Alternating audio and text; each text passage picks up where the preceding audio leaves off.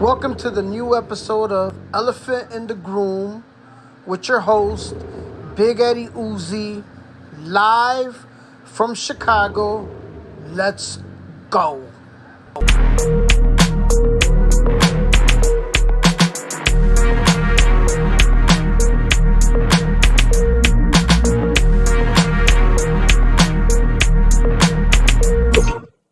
What's up? This is your boy, Big Eddie Uzi, broadcasting live from Chicago, Illinois, the city of vast disappointments and extreme letdowns.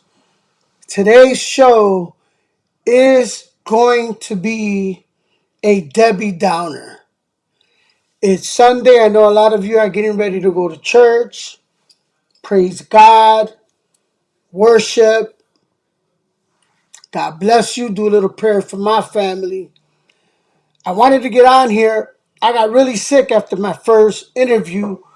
My producer is battling a lot of issues, and so he can't be here to program the show and get me to start doing reactions. But I'm getting acquainted to Ecamm, which is the platform I'm using, so I could multi-stream. As you know, I've been demonetized on Facebook for a long time, and I lost my captive audience. And YouTube has always been something I've been looking for, and I was just waiting for the right time. And this is the right time. I also already have a couple of sponsors lined up, which is something a lot of people don't have. So before I begin this segment of Elephant in the Groom, one of my sponsors is ODA Solutions, S plural. And if you have a family member, a loved one, or even of yourself, and you're in the greater Chicagoland metropolitan area, and you have been battling any type of an addiction, whatever it may be, you can actually find them online on the website. It has a phone number. You can call in to my good friends at ODA Solutions, set up an appointment.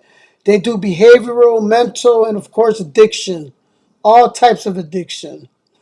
And they have obviously all of the medicines that you're going to need if you're on certain addictive sedatives. I can't say that word here because I will be obviously given a strike. A big thing happened in my family yesterday. It was actually very enormous and it was very alarming.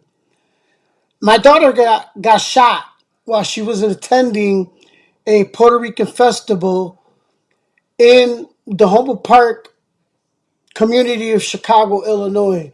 Yes, the very vibrant community that has seen many people die over the last 40, 50 years, which is why the vast majority of the Puerto Rican population moved from Chicago in the first place. Some of us stood behind like me because we're not moving. We're not going anywhere. We're here to fight the fight. And I was, everybody's phone is going to die when there's a dire situation. It's like the inevitable. It happens, right? It's like that moment I can't get in contact with my wife. I can't get in contact with my daughter. So I have to travel to Humboldt Park, which is barricaded because there's another 6 or 7 shootings that are happening in the area simultaneously. And so I'm navigating myself to one hospital, running in to see my daughter's in that hospital. They're like, no. Then I go to another hospital. I kind of have to pickle around till I get to Cook County. And by talking to some of the policemen that were out there, they were kind of saying, someone here, someone there. I finally got to Cook County. My daughter was there. The gangs that were involved in this particular incident, and obviously my daughter's not part of any of those 2 gangs that were going at it in Chicago. She was just caught in the crossfire. Unfortunately, they both shot at each other at the same time. So there was victims from both gangs in the same hospital, their family members outside of the hospital, which in itself could turn into another big issue. So my hat's off to the Chicago Police Department, the Cook County Police Department, and the security at Cook County Hospital for really, really, really keeping that situation on a low scale, because it could have escalated quickly, because people now the hospital was overwhelming the ER unit. So much props to the ER unit, and thank God my daughter's gonna come out of this with a few bullet holes in her leg, but she will recover. Unfortunately, a few people didn't. And so, like I said, my producer's not here. And why lie, right? Elephant in the room? Elephant in the room? Why lie? When it comes to technology, I am a Neanderthal. But this is one of the gentlemen that was at the curbside. They just wrapped him up, shot 3 times. They were wrapping people up and throwing them on the curb like they were dogs. And the city, and you see, I don't want to dive into political theater. That was one of the things I said I was not going to do. However, the elephant in the room is the elephant in the room. It's the premise of this show. It's the reason why I'm here, is to discuss the elephant in the room. And obviously I put a touch to it, in the room. And that is that you have 4 people that are gone. Rest in peace. I don't care which side of the 2 gangs had to experience that. You had other people being shipped in, like Amazon packages, from other areas of Chicago because of other gang. It was a firecracker of a weekend when it came to gangs. They were like, let's get our numbers. I don't know if gangs got quotas they got to meet, and if they don't meet certain quotas, the rest of the gang community of Chicago like violates them, as in terms of, you guys are cowards. I don't know if there's quotas that these gangs have to meet, but it never ever surprises me that it's during a 3-day holiday weekend where the hard-working people of Chicago get a day where they can just sit back and relax. Go to a barbecue if you're invited to the barbecue. Some of you can't cook, so some of you got to bring the napkins. You know what I'm saying? Or the cups, or the plastic plates, or the aluminum foil. If you got to bring the aluminum foil, you are the worst cook in your family. I seem a bit happy, and I should be, because my daughter's going to make it. I actually had the president of ODA Solutions, very busy man, call me this morning because we partner up to ask how my daughter was doing. You see, that's how Chicago could be. That's exactly what we want all of Illinois to be. We want it to be how it was at one time, where we could reach out to each other as brothers and as sisters and communicate with each other, check up on each other, show each other love, instead of showing each other hate. You're fighting an old man's war. Think about it.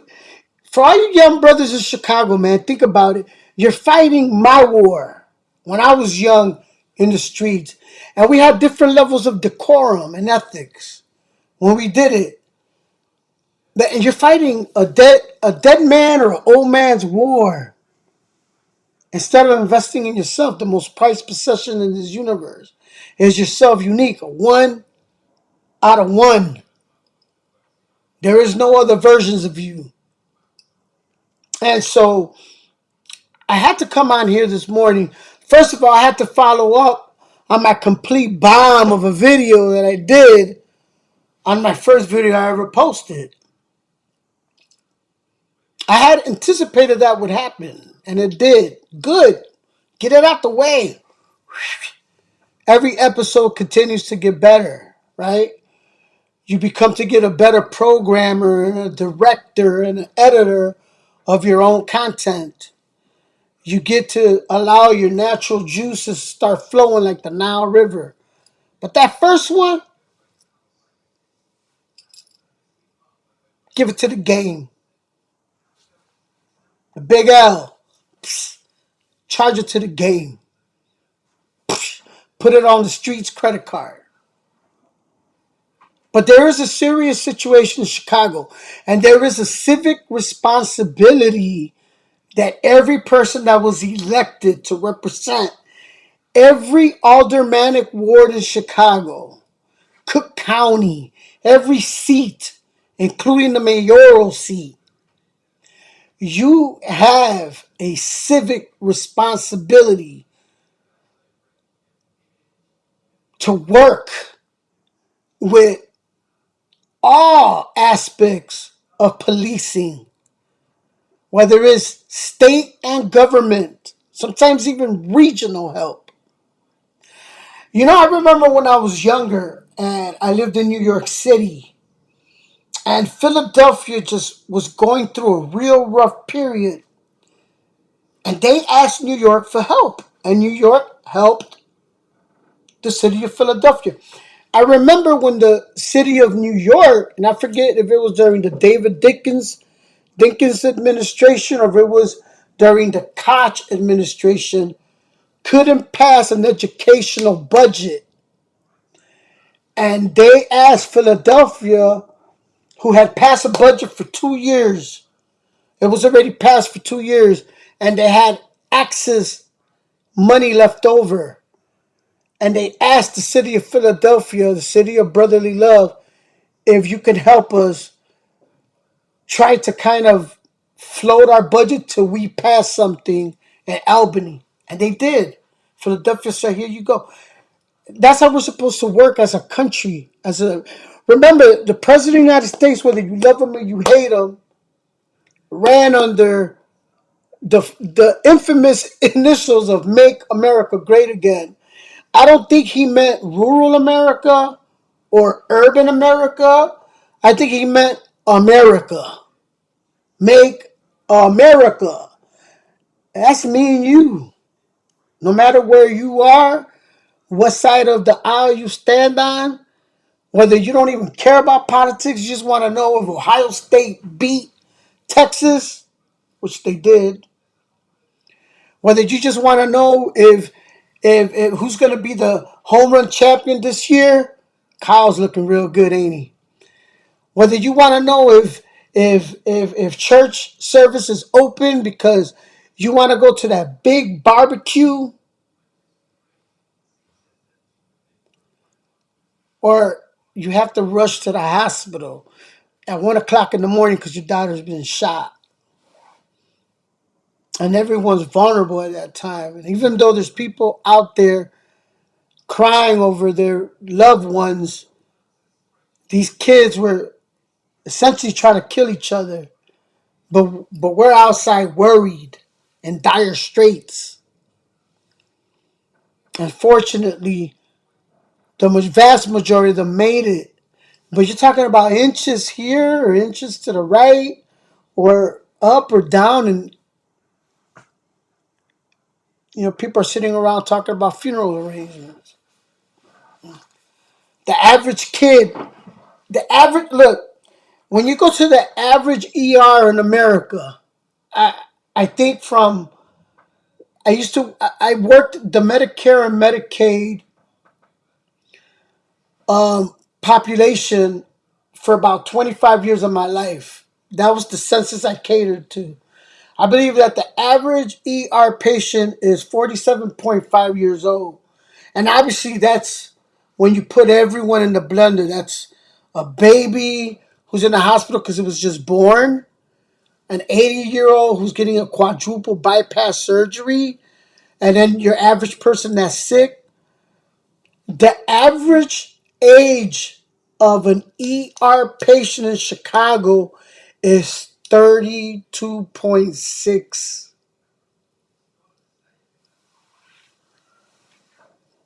Yeah. And you want to grandstand and you want to stand there and you want to say, we don't need more policing. We don't need it. We need more money. No, no, no, no, no. You don't need more money. You've shown us what you do with more money. You don't do nothing with it. You misspend it, which is why you have to borrow to pass the educational budget for the next 18 months. Congratulations, you work in the Chicago Teachers Union. I feel bad for every other person working in Chicagoland. I feel sorry for everyone that owns a home in Chicagoland because that loan has to be paid somehow. And there's only one way that is done, is via taxes. What was the famous Ronald Reagan line was? A little girl walked up to Ronald Reagan and said, "Mr. President, I want to be a president one day." And Ronald Reagan looks at the little girl and he says, "Wow. And why is it that you want to be the president?" And he's glancing at the parents. He knows their parents are liberals. I think once a senator. I forget what they were at the time. We're talking 40, 50 years ago almost now, right? The little girl said, "Well, I want to build houses for the poor. And I want to feed them." And Ronald Reagan said, "Honey, you don't even have to be the president to do that. You can come over to my house, mow my lawn, clean out the debris in my driveway, and I'll pay you $50, and you'll walk to the local 7-Eleven and you give it to that homeless man so he can get himself something to eat and possibly find a place to stay." And the little girl looked at President Ronald Reagan and he said, "Well, why doesn't the homeless man go and mow the lawn and make the $50 and feed himself, get a place to stay?" Ronald Reagan looked at her and said, "Welcome to the Republican Party." He was a funny man. But that's exactly my point, is this isn't a left or right issue. Welcome to the American Party. I mean, 15 days in Washington, D.C., 16 days now, actually. Now, one homicide. In the hospital that I was in yesterday, one of 73 hospitals in the greater Chicagoland area, 4 people were already dead in that one hospital. And I seen people getting rushed to St. Mary's, Humboldt, and what was the other, Mount Sinai. Because I went to a couple of hospitals to look for my daughter before I found her. I'm pretty sure that this is not going to be a favorable. There's going to be a lot of people on T-shirts, and then in the next week.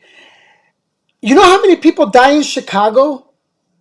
And then when you factor in people that just die of old age and die of diseases and accidental deaths and just unexpected deaths, so many people die in Chicago that it's become the norm that people have 1-day funerals, wakes, and burials.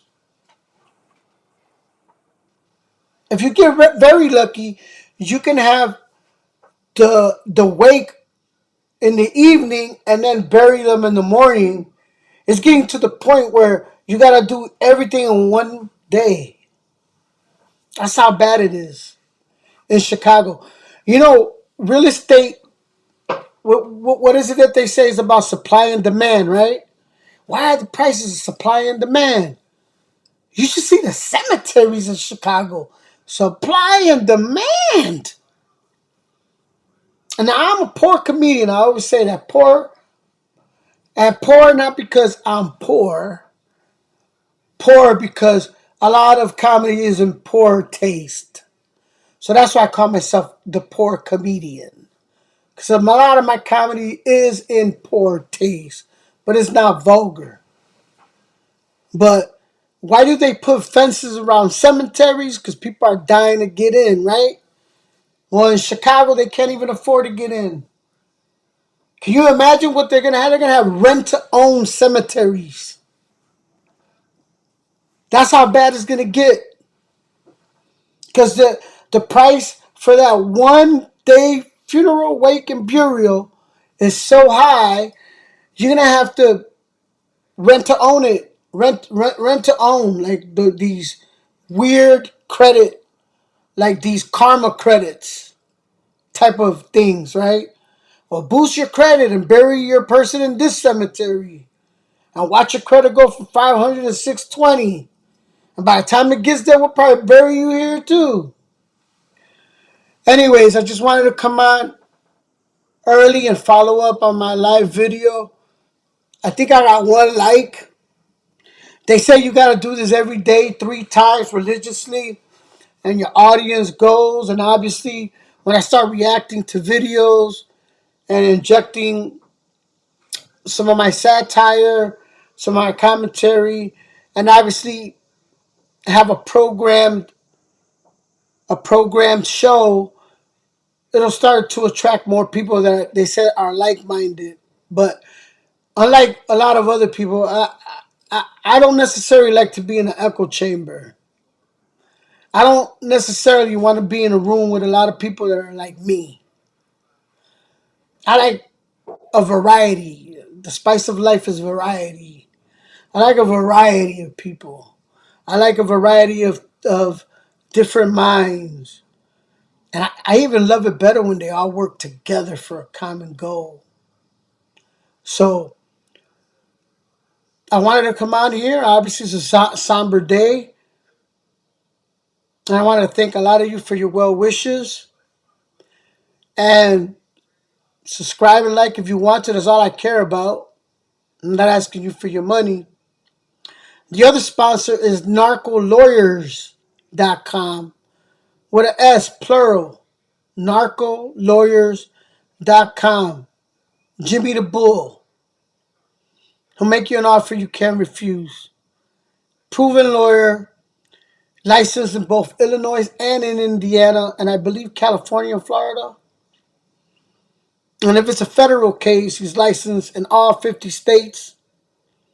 Look him up. He's on North Avenue in Kimball. He's got the big mural of Big Pun, Roberto Clemente. I believe Selena's on there. I believe Biggie Smalls and Al Capone and narcolawyers.com. I mean, let's face it, you know, it's usually not a preacher that's getting booked, right?